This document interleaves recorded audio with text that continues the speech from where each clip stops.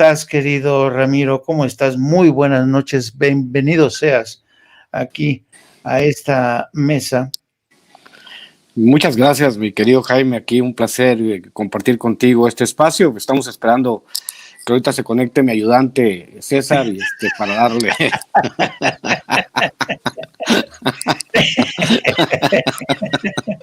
¿Cómo eres malo? ¿Cómo eres malo? Ustedes se llevan, pero grueso. Siempre padre. Sí. Oye, querido Ramiro, pues antes de que se conecte nuestro querido César Gutiérrez, fíjate que, bueno, yo quisiera, déjame ver, que me están diciendo que, no, todavía no. Quisiera que arrancáramos por el tema de el presidente que exhibe a los... Yo he hablado, querido Ramiro, de este grupo de periodistas que forman parte, en el estricto sentido de la palabra, del periodismo corporativo, un periodismo corporativo que responde a intereses corporativos, pero que responden todos ellos como una gran corporación. Si atacas a uno de ellos, cierran filas. Es el corporativismo periodístico que gozó de dotaciones importantes de publicidad, se llenaron los bolsillos, crearon sus empresas.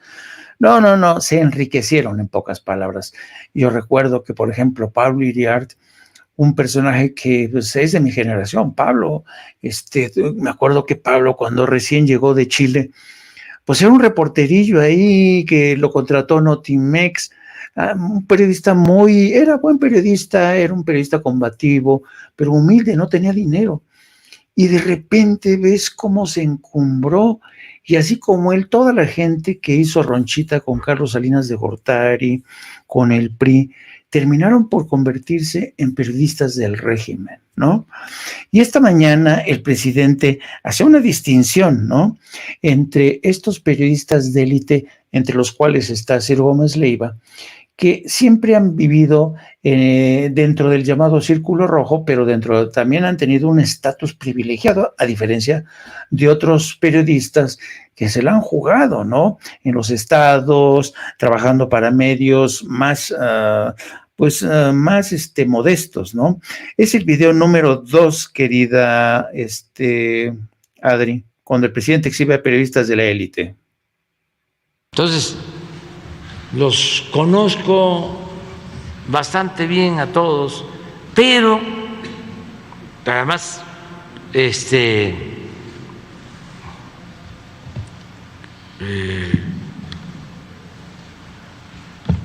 considero que es su trabajo.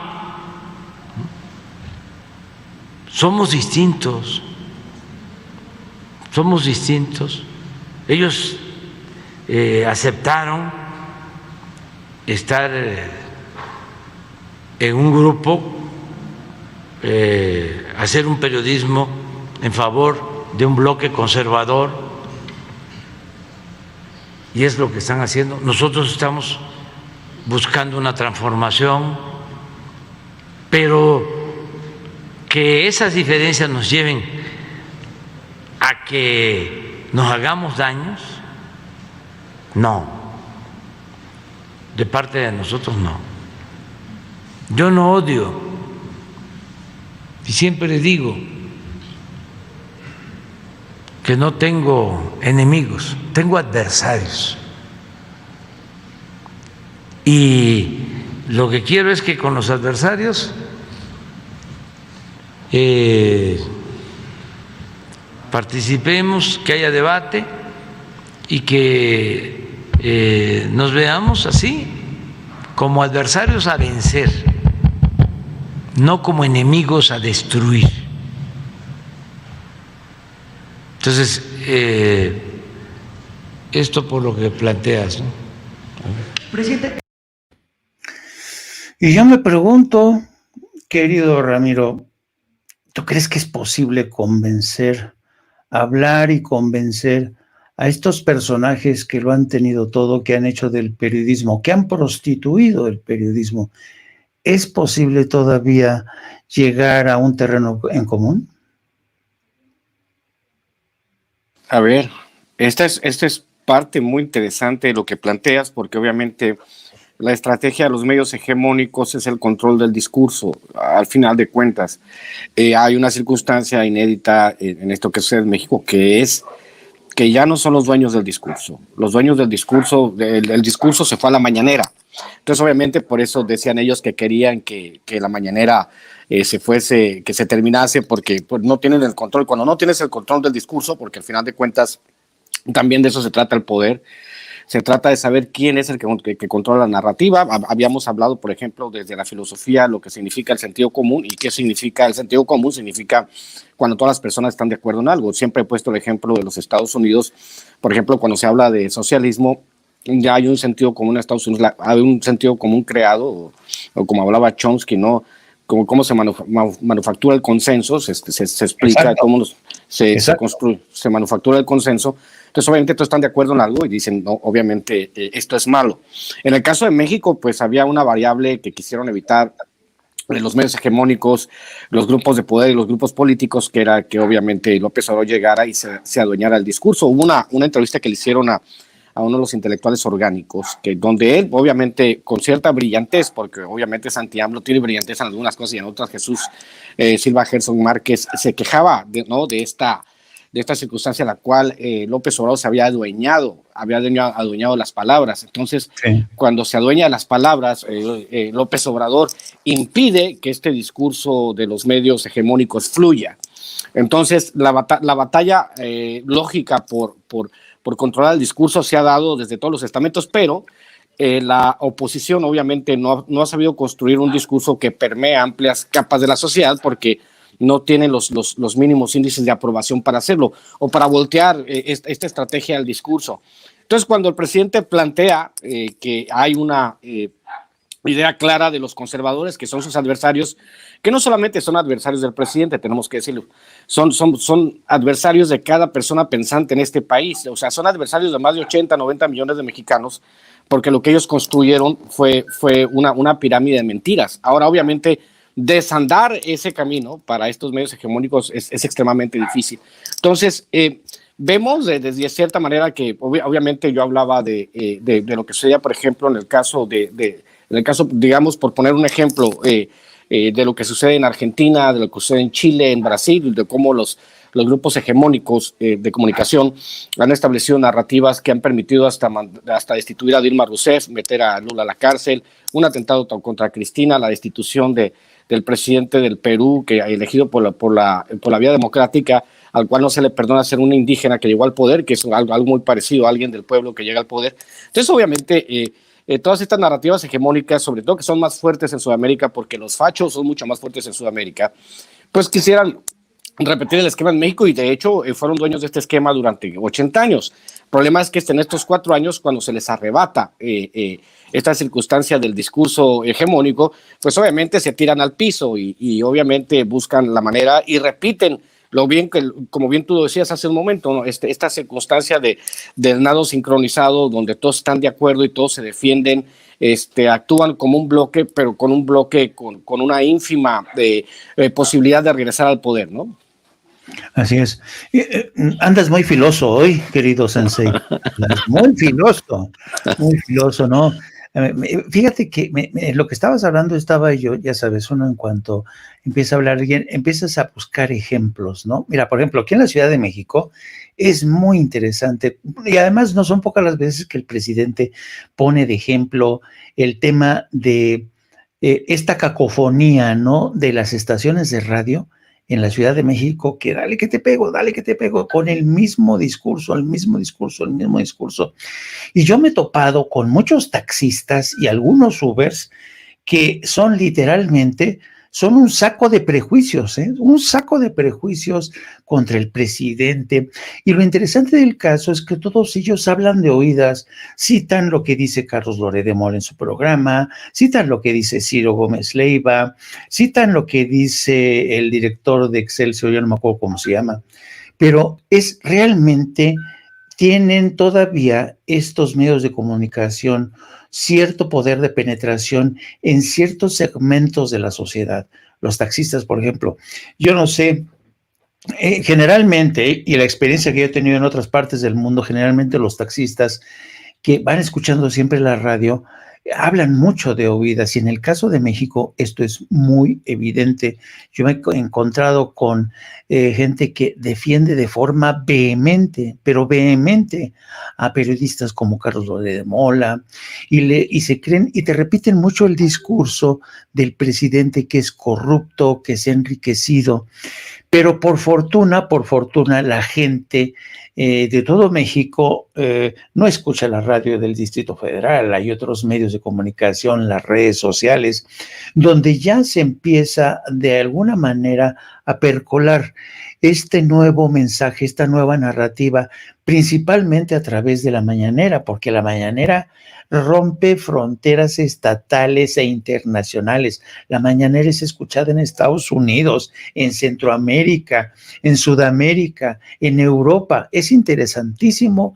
Yo creo que la historia de la mañanera es fascinante, porque como tú bien dices, ha sido suficiente como para que un hombre desde la mañanera, desde su tribuna, rompa con este consenso manufacturado que este periodismo corporativo se ha encargado de establecer, ¿no? Tabique por tras concepto, en defensa de la economía de mercado, en defensa de políticos corruptos, en defensa de periodistas, como ya lo estamos viendo, como Ciro Gómez Leiva, ¿no? Que ya lo convirtieron en un héroe. Entonces, es interesante esta batalla de un solo hombre contra todos. La pregunta es, ¿y qué va a pasar después, querido Ramiro? ¿Quién va a poder sustituir a López Obrador? ¿Se nos va a caer la narrativa? ¿Qué va a pasar? Mira, también es un asunto de perfiles. El perfil de López Obrador por muchos años ha sido un perfil altísimo. Entonces, obviamente, del tamaño del perfil es el tamaño de los ataques. Obviamente, lo que está construyendo ahorita, un nuevo tipo de narrativa que, como bien dices, está permeando en todas las capas de la sociedad. Imagínate que tú le preguntes y que compares regímenes y le preguntes a alguien los millones de mexicanos que ganan 88 pesos al día, que ahora ganan más de 200 pesos, en la frontera más de 300, que está acercando a los máximos niveles históricos que ha tenido el mínimo en la historia mexicana. Que le preguntes a ellos, a los más de 30 millones de mexicanos que están ya en programas sociales, a los que tienen becas, a los adultos mayores, a las obras de infraestructura que se han hecho sin contratar deuda, preguntarles a todos los mexicanos si estaban mejor antes o si sería pertinente regresar al statu quo donde se perdonaban entre Calderón y Peña Nieto, se perdonaban más de 400 mil millones de pesos a los grandes empresarios, que son los mismos empresarios enojados porque pues ahora sí se les pagan impuestos y ahora sí se está construyendo una verdadera democracia. Al final de cuentas, lo que está haciendo el presidente es obviamente empoderar al pueblo para que el pueblo sea el que determine. Y porque si te das cuenta también, mi querido Jaime, hay una suerte de politización masiva. Para bien o para mal se habla de política, para bien o para mal se habla del gobierno. Entonces, cuando se construye una idea de lo que tiene que ser el país, cuando tú permites que haya una idea de país, en este caso, que es lo que está permitiendo el presidente, que se construya una idea de lo que es un país, pues obviamente la gente entiende dónde estamos y hacia dónde vamos. Entonces, este asunto, tú bien lo planteas. Por cierto, saludos al taxista panista que me puso este Uber panista que me puso una calificación terrible en Uber. Nos pusimos a discutir y se me fue la yugular, desgraciado. Me bajó a 4 estrellas y feria cuando yo tenía mis 5 estrellitas. Desgraciado perro del mal. Pero una chinga, de verdad, Jaime. Lo que tú estabas diciendo de que no, que no sé qué, y Pío, y el hijo de Obrador, y la casa gris, y yo, señor, compadre, a ver, así no funciona el sistema. Y traté de explicarle, no, ustedes siempre se van al pasado, culpan al pasado, pero pues obviamente pues es una tontería, ¿no? Que no saber de dónde vienen las cosas, cómo se construyen. Antes de ser árbol fue semilla, ¿no? Antes de ser árbol tuvo que crecer. Entonces esto que nosotros vemos es obviamente el frondoso árbol de la corrupción, y pues te caen los frutos en la cabeza y pues no entiendes, ¿no? Porque es un árbol muy fértil. Pero en el caso de estos cuates, en el caso de todos ellos, bien, Yo les voy a referir, y te voy a referir, yo creo que lo has leído, mi querido Jaime, en el tema de los libros al poder, de uno de los grandes intelectuales de la derecha que tiene este país, que es un buen libro, Gabriel Said, que se llama De los libros al poder, el libro que habla de los intelectuales, sí, que él obviamente relaciona estos, creo que son 14 puntos acerca de lo que es la intelectualidad y qué es lo que debería ser. Y en uno de sus apartados dice, ni los peluqueros ni los taxistas son intelectuales, porque como bien tú dices, hablan de oídas, y es terrible escucharlos. Me tocó con otro Uber también que decía, que hay mucha gente decepcionada de López Obrador. A ver, ¿cuál es esa mucha gente? Mi vecino. Entonces, ¿cómo es tu vecino representativo de la mayoría del país? Le pregunté yo al Uber, ¿no? ¿Cómo es que estamos hablando de taxistas de Ubers en la Ciudad de México, mi querido Jaime? Sí, sí. Porque, pues, obvio, como tú bien lo planteas, hay otra realidad, hay otra manera de ver las cosas fuera de la Ciudad de México. Entonces, yo le decía, ¿cómo es que es representativo el que un vecino esté decepcionado de López Obrador? Malo estaría que no hubiese gente decepcionada del gobierno de López Obrador. Así funciona. Los hombres, los seres humanos somos complejos. Entonces, tenemos una amplia gama de emociones que no sabemos ni para dónde tiran a veces. No sabemos ni lo que queremos. Somos contradictorios y pensamiento lógico es complicado. Entonces, obviamente, el cuate no supo qué decir. Entonces le digo, pues, o sea, tendría que el que su vecino esté decepcionado no significa absolutamente nada. Eso es un sofisma, ¿no? Y pues el cuate pues se quedó patinando, pero no sabía la clase de reptil venenoso que llevaba en el Uber, ¿no?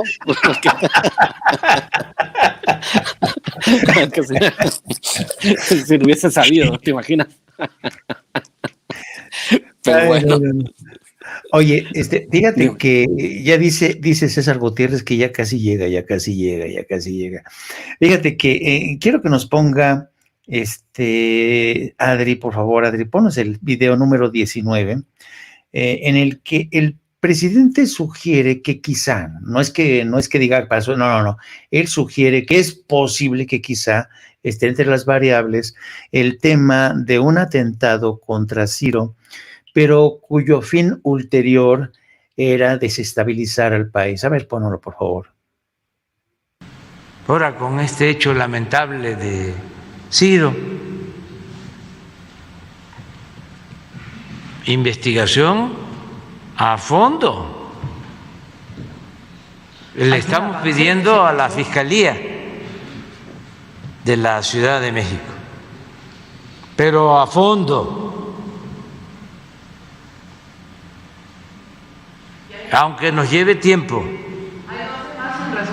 Y hay un avance. En el caso de Ciro todavía no hay avance, ¿verdad? Más allá de lo que se reportó y de que se difundieron los videos, ustedes no tienen... Sí, hay algunos avances, pero están trabajando y hay voluntad de parte de nosotros. No queremos que haya carpetazo, que no quede por nosotros. Vamos a meternos a fondo, porque no es un asunto menor. O sea, quisieron asesinarlo o intentaron hacerlo, y si no fue así, el propósito era generar un conflicto mayor, desestabilizar al país, que eso también es un crimen. Entonces, como no hay un gobierno represor, como no tenemos relaciones de complicidad con nadie, como somos libres, podemos investigar a fondo, como lo estamos haciendo y se va a seguir haciendo. Presidente, y nada más... ¿Cómo ves, Ramiro? ¿Cómo interpretar estas palabras, este mensaje del presidente? Pues es que en el asunto de nosotros, obviamente los que creemos en la 4T, que somos pacifistas, no nos interesa bajo ninguna circunstancia ejercer nada parecido a la violencia, que de violencia, gracias a Calderón y a todos estos idiotas que estuvieron en el poder, ya tuvimos suficiente. Con Ciro Gómez Leiva, obviamente, él tendría que pensar qué intereses perjudicó en el caso de que sea un atentado real. Él tendría que preguntarse qué intereses perjudiqué, qué es lo que hice yo para que me pusieran esta situación, porque eso es obviamente una advertencia. Si se lo quisieran fregar, se lo hubieran fregado. Sí. O sea, seamos honestos.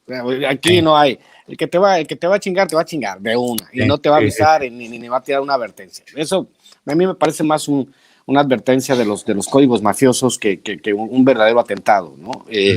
Y con todo el respeto que merece, estoy en total desacuerdo con Ciro Gómez Leiva, pero ningún periodista, por ejercer el periodismo del país, tendría que sufrir menoscabo en su integridad física o en su actividad, o tendrían que ponérsele temas de lo que tendría que hablar, porque ese es el trabajo del periodismo como cuarto poder. Pero en el caso en particular de Ciro Gómez Leiva, pues obviamente él tendría que preguntarse quién en su círculo está enojado con él. Y también, o sea, no se descarta la posibilidad de que haya intereses oscuros queriendo desestabilizar el gobierno. Pues así ha funcionado siempre. Ese es el manual, no sé si de las guerras híbridas, de las guerras blandas, dentro de los manuales de desestabilización, ¿no? Imagínate agarrar un personaje como él y hacerlo mártir. Para nosotros, en general, el presidente no lo puede decir abiertamente, pero yo sí te lo puedo decir. Para nosotros, Ciro Gómez Leiva es el payaso de las cachetadas. No nos interesa que sufran nada, más simplemente el descrédito público por la manera en que se ha convertido en un mercenario. Por ahí en fuera, ¿qué nos interesa? No hay ninguna circunstancia en la que a nosotros nos interese que alguien sufra ningún tipo de agresión. A pesar de que ellos promuevan todo tipo de agresiones, a pesar de que haya habido un escritor de peinado inefable, apellidado Moreno, que diga que quería quemar a todos los chairos en el Zócalo y que ejercita algunos tipos de violencia, pues a nosotros no nos interesa la violencia. Exactamente. Porque obviamente nosotros ganamos, porque el ganador se va a rebajar a seguirle dando espacio al perdedor, ¿no? Digo yo. Sí, no, además, cuánta violencia han ejercido a través de sus medios, cuántas insinuaciones abyectas, cuánta vileza. Hoy mismo Ciro Gómez Leiva insistía en que esta actitud del presidente le hace dudar a él sobre la imparcialidad e independencia de la investigación en curso. O sea, ya desde este momento, Ciro Gómez Leiva se da el lujo de poner en tela de juicio el resultado de una investigación que realiza la Fiscalía de la Ciudad de México, que además están a cargo de gente eficiente, preparada, como Ernestina Gómez, como el jefe de la policía, Omar García Harfuch, la propia Claudia Sheinbaum. Entonces, yo creo que esta gente está acostumbrada a mandar mucho, ¿no? A no respetar el decoro que tendría que haber desde ciertos medios de comunicación hacia la institución presidencial y sobre todo hacia esas mayorías que consideran a Andrés Manuel López Obrador un presidente honesto, electo legítimamente. Durante estos 4 años, un día sí y otro también, han insistido en esta táctica de serrucharle el piso al presidente, de desmerecer, por ejemplo, las últimas previsiones de crecimiento que ya vaticina el presidente, el 3%, cuando estos auguraban un desastre total, la fortaleza del peso. Como tú decías hace rato, el salario mínimo. ¿Hace cuántos años no se elevaba ese salario mínimo? Así es que esta gente, como lo pongas, siempre van a estar en contra del presidente. Estaba viendo un Twitter de Julen Rementería, del PAN, diciendo, tú sabes que Perú ha decidido declarar persona non grata al embajador, al mexicano en Lima, y le ha dado 72 horas. Bueno, pues Julen Rementería dice ya a estas alturas: oficialmente se confirma la ruptura de las relaciones diplomáticas entre México y Perú. Son las consecuencias de un gobierno injerencista, incompetente y con una alta carga ideológica. A esto se refiere la 4T cuando presume que México recuperó la dignidad y voz en el mundo. Para que lo veas, o sea, ni siquiera ha habido ruptura de relaciones. Se ha expulsado al embajador. El gobierno de México ha dicho que a pesar de esto va a tener los canales abiertos. ¿Por qué? Porque es fundamental mantener los canales abiertos. Mira, Dice, la Secretaría de Relaciones Exteriores ha instruido al embajador Pablo Monroy Conesa regresar a México con el fin de resguardar su seguridad e integridad física. La Embajada de México en Perú quedará a cargo de la primera secretaria Carla Tatiana Ornelas Loera, actual jefe de Cancillería de la misión. Nuestra representación continuará operando con normalidad tras este movimiento. México cree firmemente en el diálogo y seguirá manteniendo los canales de comunicación abiertos con todos los interlocutores, especialmente para atender las necesidades de los mexicanos avecindados en el Perú y también para ver de qué manera puede ayudar a evitar una tragedia con el caso del presidente Pedro Castillo. Pero como te podrás imaginar, querido Ramiro, la oposición está, bueno, se le está lanzando la yugular al presidente, dice que qué clase de política injerencista es esta. Y ya no se acuerdan que el presidente le salvó la vida a Evo Morales, y ya no se acuerdan y no le están reconociendo el hecho de que están salvando a la esposa del presidente, Lilia Paredes, que está viajando con sus 2 hijos menores de edad para estar, para salvarles y seguir haciendo todo lo posible. ¿Qué te parece esto? Pues es parte de la larga tradición que tiene México de asilo. Hay que recordar que tras la Guerra Civil Española, una gran cantidad de españoles consiguieron refugio. Eso ayudó muchísimo a la evolución. Sobre todo hay que recordar a todos los españoles que se integraron a la intelectualidad mexicana. El caso de la tradición de asilos a todas las víctimas de dictaduras en Sudamérica. Es una tradición de larga data que ha convertido a México en cuna de comunidades, por ejemplo, como la Argenmex, ¿no? Que llenaron el Ángel ahora que ganó el Mundial Argentina, porque hay muchas personas de origen extranjero en México que han venido escapando. Somos un refugio para las personas que son perseguidas, sobre todo en caso de gobiernos que tienden a tener dictaduras. Ahora, en el caso de Julen Rementería, como dicen aquí en el chat, pues te voy a decir una nueva escala que yo inventé. Hay pendejos, megapendejos, ultra pendejos, non plus ultra pendejos, y luego está el Julen Rementería, ¿no? O sea, cuate ha superado todos los récords con todas sus estupideces, y como él, hay muchísima gente de la oposición que les encanta tirarse al piso, pero hay que recordarle también a la oposición que sí, obviamente se le van a la yugular al presidente en los medios de comunicación hegemónicos y en Twitter, y piensan que lo que pasa en Twitter es lo que sucede en el país, y son cosas totalmente diferentes. Pueden tener su nido de influencia entre las millones de bots con los que están, ¿no? Porque el momento que lleguen las cuentas claras y se limpie de bots el Twitter, van a quedar como caballos famélicos todos aquellos influencers del Twitter que obviamente se la pasan mintiendo y tratando de crear tendencias en Twitter que siempre se le caen. Porque también hay que recordarles a los señores del Twitter que nosotros hemos colonizado también esa plataforma y les damos la batalla todos los días desmintiéndolos, que no sean tontos. Pero, obviamente, la idea de que no se puede, o esta idea, si hubiese sido un gobierno priista o panista, no, pues hubieran estado todo el mundo aplaudiendo, qué bárbaro, México honra la larga tradición de recibir refugiados. Pero pues los refugiados tienen que ser blancos y de ojos azules. Si son morenos, pues no, o sea, ahí con la pigmentocracia, ¿cómo se llama? El código Pantone, ¿no? Le pusieron el código Pantone, dijeron, a ver, usted está 4 rayitas abajo, usted no pasa, ¿no? Esta idea que tiene toda esta bola de tontos prófugos del ácido fólico llamados oposición, que no entienden, ¿no?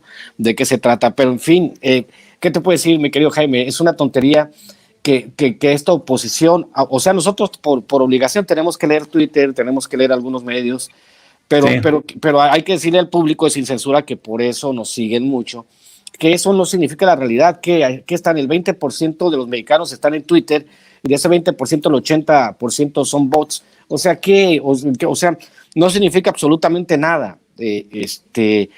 Sus enojos en Twitter, sus berrinches, porque los leo uno en Twitter, no sé por qué me aparecen a mí toda esta bola de atorrantes en Twitter, pero uno descubre que pues obviamente están haciendo pues según ellos sus tendencias, pero no sirve para nada, o sea, no tiene absolutamente nada que decir, ¿no? Como dice el dicho muy famoso, ¿no? Cuando el pasado toque de nuevo a tu puerta, no le abras, no tiene nada nuevo que decirte, ¿no? Y ellos están anclados en el pasado, mi querido Jaime. Y ya llegó nuestro kid, César Gutiérrez. ¿Cómo ves, querido César? ¡César! Prenda el micrófono, güey. Vamos a estar esperando para entrar porque pues, yo creo que estaban ahí tomándose un café y echando el chal. Pues me quedé dormido, les ofrezco una disculpa. Los conté, ya ven que casi no soy sentido. 28 minutitos. ¿Sí? ¿Cómo ves? No, ¿Cómo ves? Va a haber sangre. Y no va a ser la mía. No quiero decir que Sapo. infierno. Oye, no, te estábamos esperando, querido César, porque nos interesa a la gente de Sin Censura que nos des tu opinión sobre esta noticia que se conoció desde la mañana, la captura del hermano el hermano del máximo jefe del cartel Jalisco Nueva Generación, un hombre que seguramente es buscado también por Estados Unidos. Este es un golpe durísimo realmente, porque supone que este personaje, que le llaman Tony Montana, es el responsable de lavado de dinero y también de la compra masiva de armamento. ¿Cómo ves esta detención? Fíjate, Jaime, que incluso he dado un par de entrevistas con ese tema. Antonio Ceguera Cervantes, dentro de la estructura del cártel Jalisco Nueva Generación, al ser hermano del Mencho, será una de las personas más cercanas a él y de confianza. Y que recordemos, que la gente lo tiene que recordar, que el cártel Jalisco Nueva Generación está catalogado dentro de los 5 organismos criminales más importantes a nivel mundial y con presencia en más de 217 países, ¿no? Entonces, imagínense la importancia y la relevancia que tiene que la mano derecha del Mencho, el señor de los gallos, ¿no? De repente veamos que fue detenido en un operativo conjunto del Ejército, Guardia Nacional, Centro Nacional de Inteligencia y de la Fiscalía General de la República. Y que creo que es también a consecuencia del trabajo de investigación que realiza el Ejército Mexicano como respuesta al reto que el cártel Jalisco Nueva Generación que hizo con el secuestro del coronel de caballería diplomado de Estado Mayor, José Isidro Grimaldo Muñoz, ¿no? Que era el comandante del 16º Regimiento de Caballería Motorizado allá en Tamaulipas. Y creo que de alguna forma el gobierno federal está demostrando que sí se puede hacer trabajo bien realizado. No hubo un solo disparo, no hubo un solo bloqueo, y lo que llama la atención es que no participó ninguna de las autoridades del estado de Jalisco, y creo que eso nos da mucho que pensar. Y lo mejor, fue detenido en el municipio de Tlajomulco de Zúñiga, y curiosamente, de acuerdo a la información que tengo conocimiento, en un fraccionamiento que se llama Balcones, que es exactamente el mismo fraccionamiento donde tiene su casa el gobernador del estado de Jalisco. Entonces creo que llama por atención todo eso. ¿Qué tal? ¿Qué información tan interesante? Fíjate, César, fíjate, Ramiro, esta detención se produce el mismo día en que la DEA informó que ha incautado más de 379 millones de dosis potencialmente mortales de fentanilo ilegal que ha inundado Estados Unidos. Y la DEA dice que los principales responsables de este tráfico de fentanilo ilegal es el cartel Jalisco Nueva Generación. Y dice, fíjate lo que dice Ann Milgram, la administradora de la DEA, dice: la principal prioridad operativa de la DEA es derrotar a los 2 carteles mexicanos de la droga, el cartel de Sinaloa y el cartel Jalisco Nueva Generación, que son los principales responsables del fentanilo que está matando a los estadounidenses hoy. Es decir, que hoy la DEA incautó suficiente fentanilo para matar a todos los ciudadanos de Estados Unidos. Ojo, a todos, que son más de 330 millones de ciudadanos. ¿Qué les parece, querido César?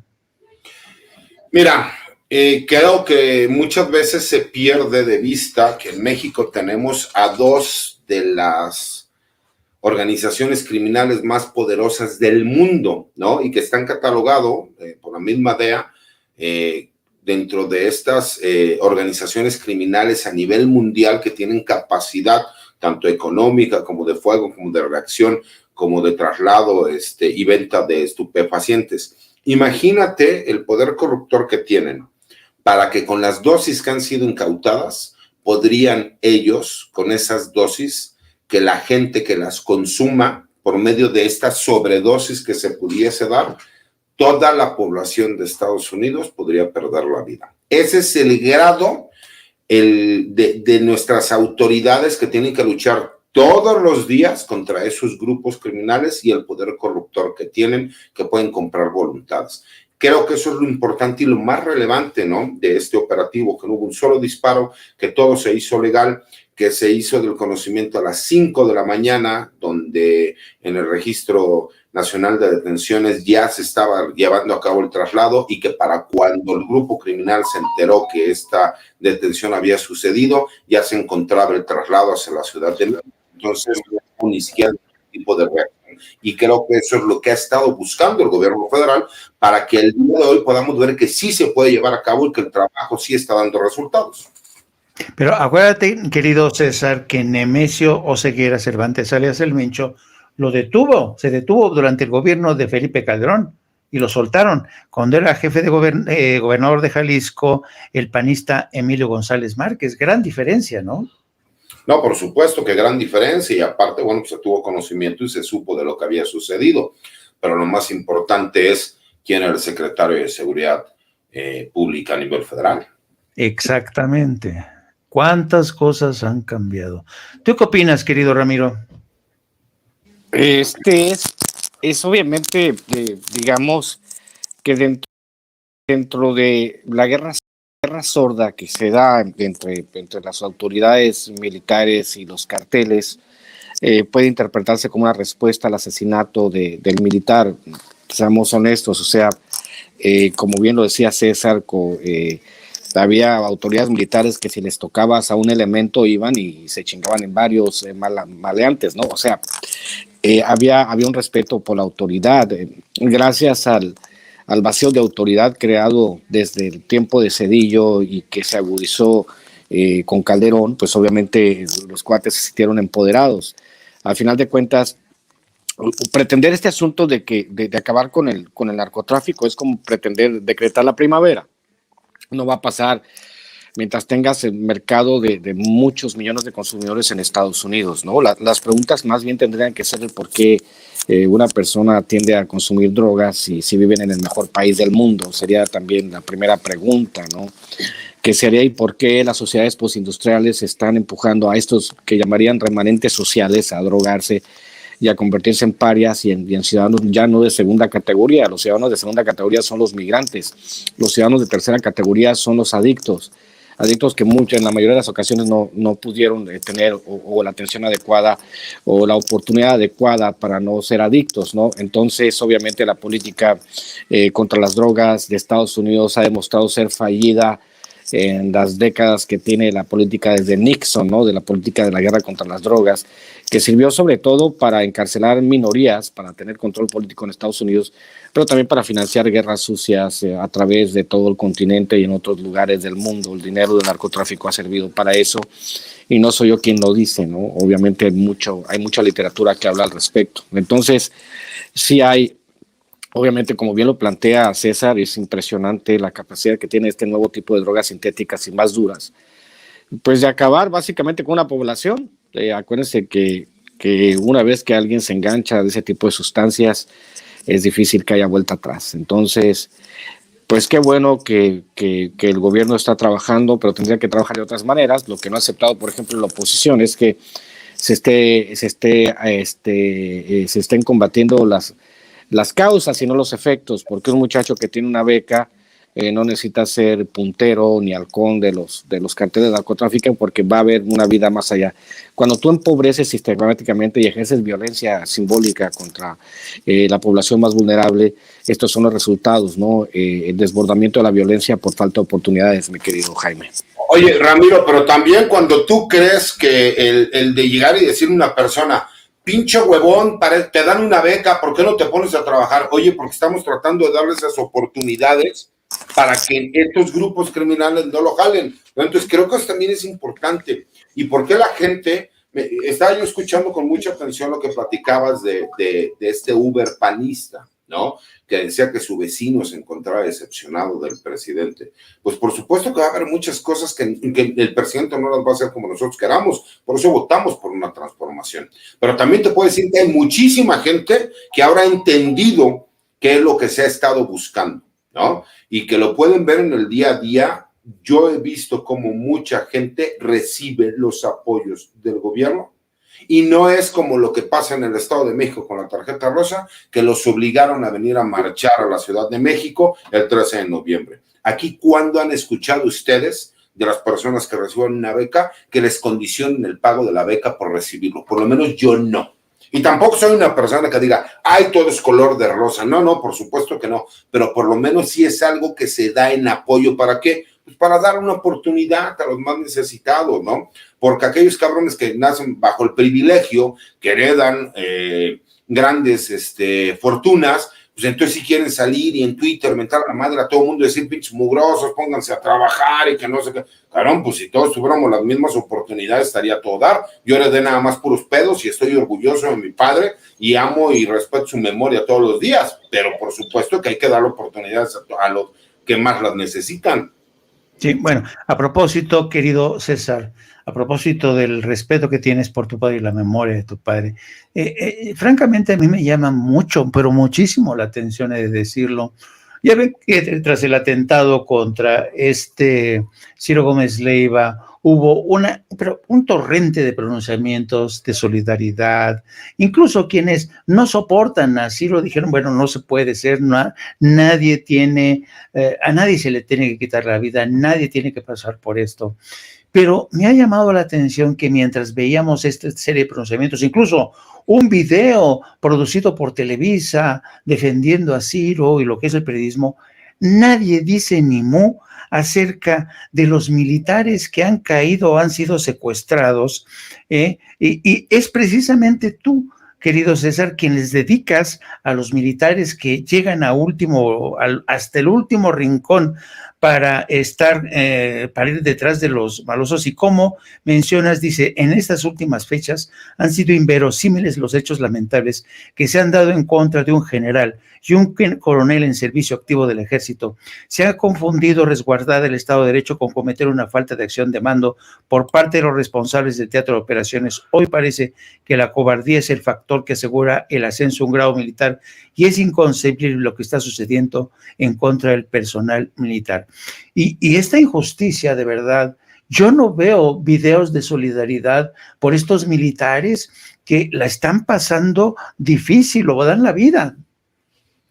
Así es, mi querido Jaime. Incluso yo explico, y te lo digo muy honestamente, porque esto va encaminado hacia todos estos medios de comunicación y aparte de la población civil, que es muy fácil, ¿no? Y estos políticos oportunistas que salen a tratar de hacer una carrera política atacando y denostando el trabajo del personal militar. Cuando me gustaría mucho que leyeras la última frase ahorita que retomes la palabra, porque es muy fácil criticar, hablar, decir, pero todas las personas que realmente se ponen a trabajar, se ponen a hacer el trabajo, que lo acabamos de ver como a un general en el estado de Zacatecas, falleció en cumplimiento de su deber, ¿no?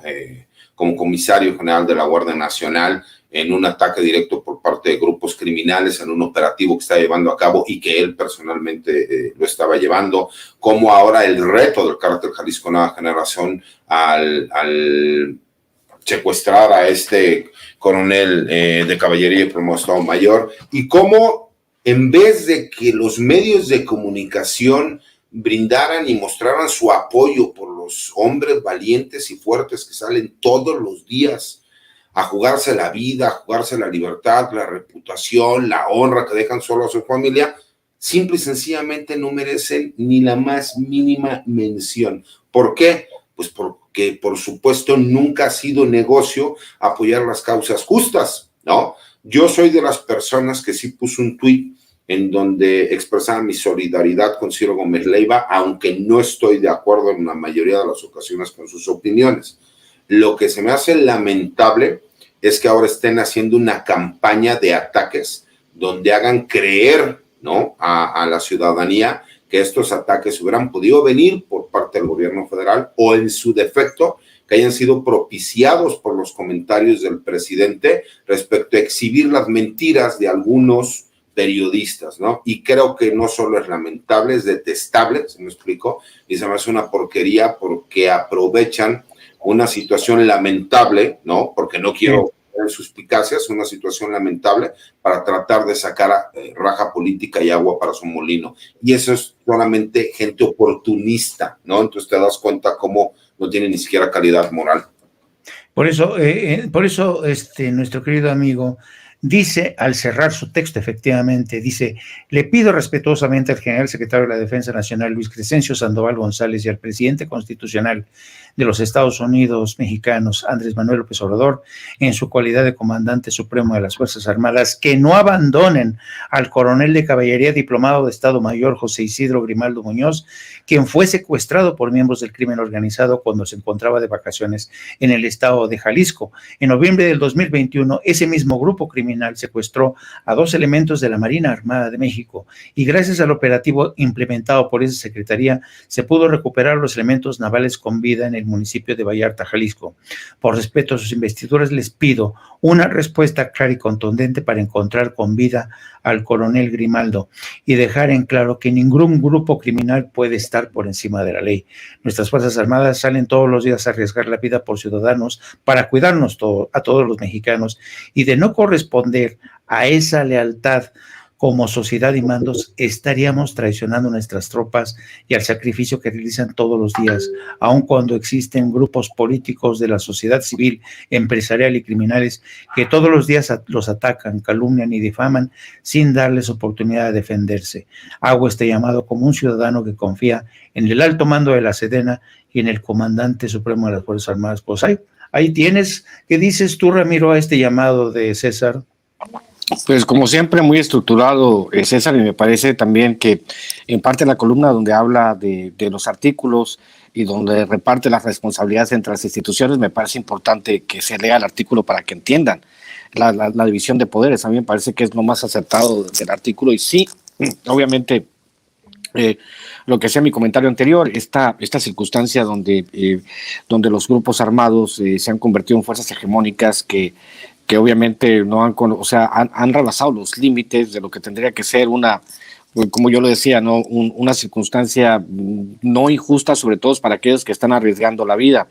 Es terrible cuando un militar, alguien del servicio público en México, es terriblemente difícil aceptar que una persona como un general pierda la vida en el cumplimiento, como él dice, de sus funciones, porque obviamente saben bien que los militares que cuando salen a arriesgar la vida. Muchos no saben si van a regresar a su casa y van a ver a su familia de nuevo. Entonces, por lo tanto, pues, tendríamos que ser garantes de que las Fuerzas Armadas estén lo más protegidas posibles de este tipo de ataques, ¿no? Y sobre todo porque ha habido muchos de ellos, de estos ataques, bajo el auspicio o la complicidad de ciertas autoridades estatales y municipales, que sí, es lo que hace que ellos puedan operar con impunidad. Decía, mira, yo te cuento una historia rápida. Decía un norteamericano que vivió 25 años por allá por Jalisco.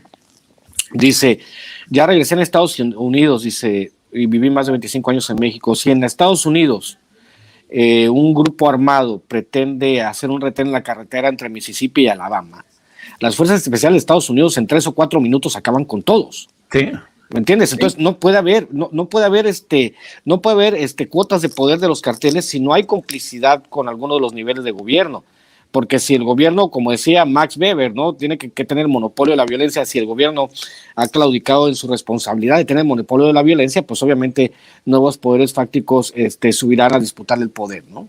Sí. Y en ese contexto que mencionas, Ramiro, yo encuentro muy encomiable el hecho de que César rompa una lanza en favor de estos militares que efectivamente ofrecen el último sacrificio para que todos podemos estar seguros. Yo realmente, qué bueno que lo hiciste en este artículo, querido César.